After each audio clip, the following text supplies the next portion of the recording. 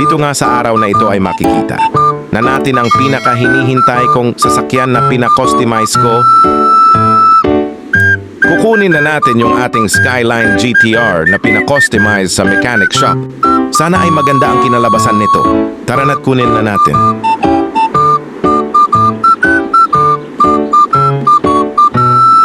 Excited na akong makita ang sasakyan ko.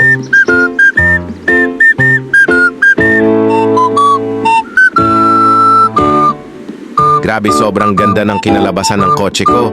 Hindi lang ito ang magandang balita, meron pa akong isang magandang balita para sa inyo.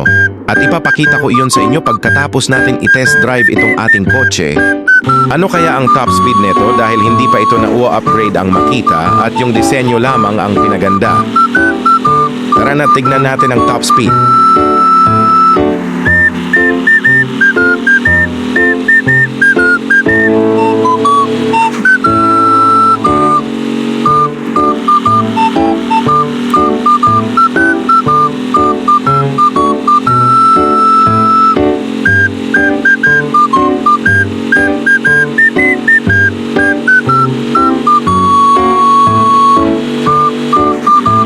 Grabe, Gear 6 ay umaabot ng 200 kph plus.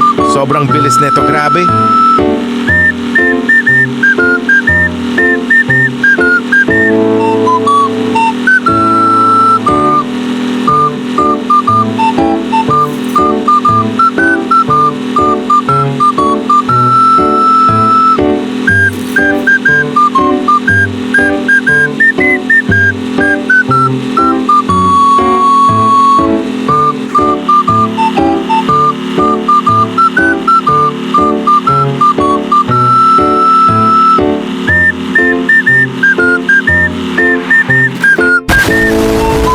Grabe, nabangga kaagad ako. Pero ang top speed ata ay 240 kph. Mabalik tayo sa pangalawang magandang balita. Tara na't puntahan natin yung isang magandang balita.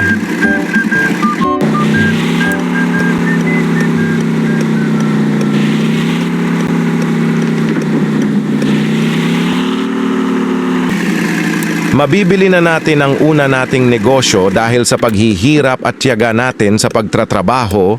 At meron tayo ngayong 200,000 sa ating bulsa at bilhin na natin itong negosyo. Meron na tayong kukuhanan ng pera sa wakas.